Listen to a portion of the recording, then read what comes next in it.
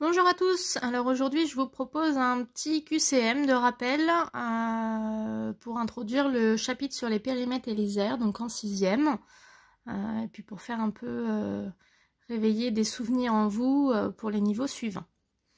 Alors, vous avez 3 figures sur la droite, la première est donc un cercle, la deuxième un rectangle et la figure numéro 3 un triangle rectangle.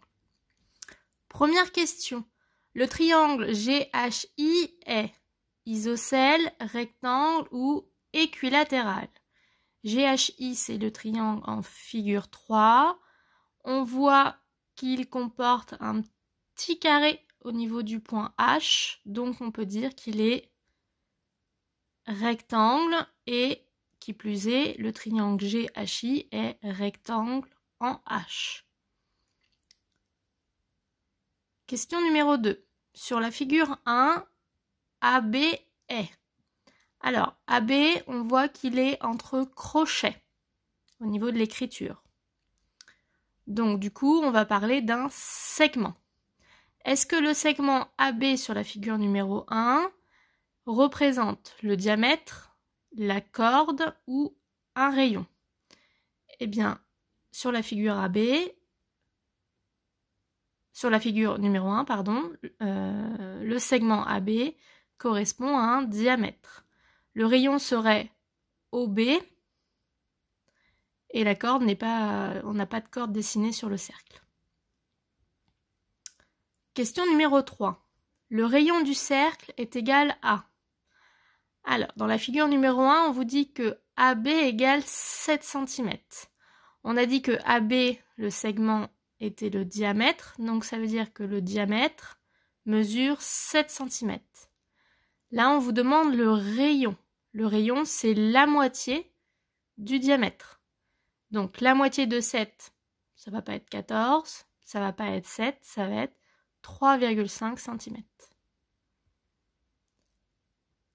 Question numéro 4. Sur la figure numéro 2, le rectangle FECD. FEDC ou CDEF ou DEFC, etc., etc. On a vu en classe que pour nommer un rectangle, il fallait citer les sommets du rectangle, soit dans l'ordre dans le sens horaire, ou alors dans l'ordre dans le sens anti-horaire. Donc là, on commence par C et on suit dans le sens anti-horaire, C, D, E, F. Si j'avais fait dans le sens horaire en partant de C, ça m'aurait donné C, F, E, D. Donc on revient à la question numéro 4. On vous demande si c'est un carré, un rectangle ou un quadrilatère. Alors attention, il peut toujours y avoir plusieurs réponses. Alors c'est pas un carré puisqu'on voit, malgré qu'il n'y ait pas de codage, que la longueur FE est identique à celle de CD, mais par contre, elle ne vaut pas la valeur de la longueur FC ou ED. Donc, à partir de ce moment-là, on se dit, il y a 4 côtés, donc c'est un quadrilatère. Réponse C. C'est pas un carré puisque les 4 côtés ne sont pas égaux, et ça ressemble à un rectangle. Pourquoi? Parce qu'on a bien 4 angles droits. Question 5. Sur la figure numéro 2, le segment EC est. Le segment EC est un côté du rectangle, une diagonale du rectangle ou un sommet du rectangle. Ça peut pas être un sommet est représenté par un point. Ça peut pas être non plus un côté, puisque les côtés donc sont en noir. On a FE, ED, DC et CF. Donc quand on trace le segment EC, on voit que ça forme une diagonale. Vous pouvez éventuellement reproduire le rectangle sur une feuille de brouillon. Tracez le segment EC, vous aurez une diagonale. Et si on trace donc la deuxième diagonale, ce serait le segment FD. Ou le segment DF, on peut le nommer dans le sens qu'on le souhaite. Question numéro 6. On a construit un polygone sur... Alors, sur la figure numéro 1, sur la figure numéro 2 et ou sur la figure numéro 3. qu'est-ce qu'un polygone? Un polygone est une figure fermée, tracée à la règle. Figure numéro 1. Est-ce que j'ai une figure fermée? Oui. Tracée à la règle? Non. On aurait plutôt besoin d'un compas. Donc la figure numéro 1 n'est pas un polygone. Figure numéro 2, on a dit que c'était un quadrilatère, et le quadrilatère est bien un polygone. C'est une figure fermée, tracée à la règle. Même raisonnement pour la figure numéro 3, nous avons bien une figure fermée, tracée à la règle. Ici, nous avons bien un triangle. Donc question numéro 6, réponse B et C, la figure numéro 2 et la figure numéro 3. Question numéro 7. En mathématiques, un périmètre correspond à une surface, une longueur ou un volume. Alors, si on avait une surface, on le mesurerait en, par exemple, mètres carrés. La surface de ma chambre est d'environ 10 mètres carrés. Si je parle d'une longueur, je vais dire par exemple une distance. La distance entre chez moi et le collège représente environ 40 km. Enfin, un volume, là on peut parler par exemple d'un volume d'une piscine. Le volume de ma piscine fait 10 mètres cubes, par exemple. À partir de ça, le périmètre, est-ce que vous pensez que c'est quelque chose qui se mesure en mètres carrés, en mètres cubes ou en mètres? Le périmètre est toujours mesuré en mètres, centimètres, etc. C'est donc une longueur. C'est la longueur du contour de la figure. Question 8. En mathématiques, une aire correspond à une surface, une longueur, un volume. Même possibilité de réponse, mais cette fois-ci, on ne demande pas le périmètre, mais on demande une aire. Tout à l'heure, on a dit que si je demande la surface de ma chambre, environ 10 mètres carrés, eh bien, la surface, c'est l'aire de ma chambre au sol. Donc, une surface, c'est bien l'aire, et vice-versa. L'aire d'une figure est une surface.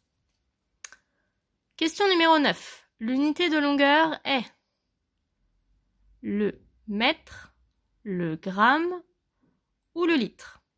Alors, on a dit que pour mesurer une longueur, celle d'un périmètre par exemple, on pouvait le mesurer en mètres. Donc réponse A. En grammes, qu'est-ce qu'on pourrait prendre? Le poids. En grammes, on va par exemple peser les ingrédients pour une recette.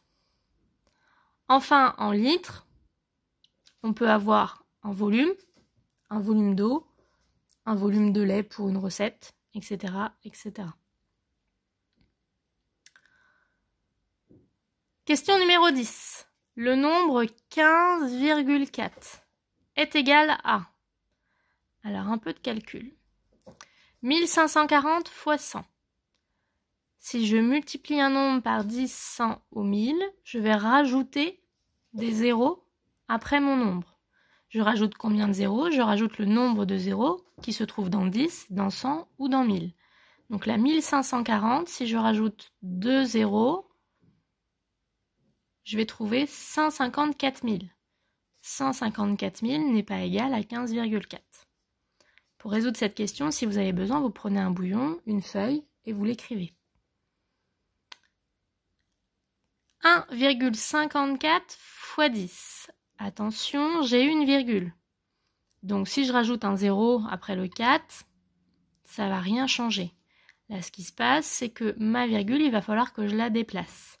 Je la déplace où? Je la déplace une fois, un seul 0 dans le nombre 10, vers la droite. Et j'obtiens 15,4.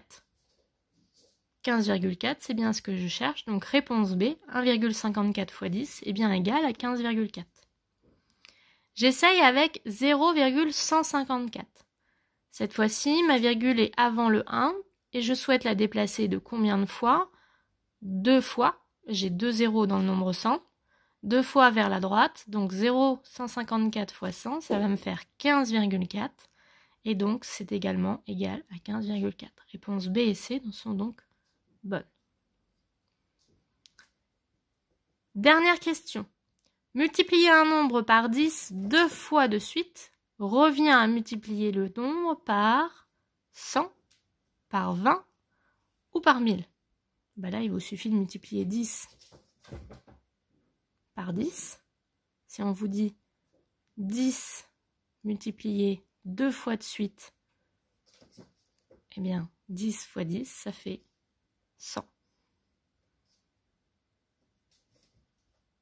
Plus tard, dans les classes supérieures, on dira qu'on a fait 10 au carré. 10 au carré égale 10 fois 10 égale 100. Voilà, c'est fini pour aujourd'hui. Je vous redirige vers les questions du QCM fait en ligne proposées cette semaine pour que vous puissiez vous corriger. Je vous mettrai en fin de semaine la correction du QCM une fois que tout le monde l'aura fait. Bonne journée!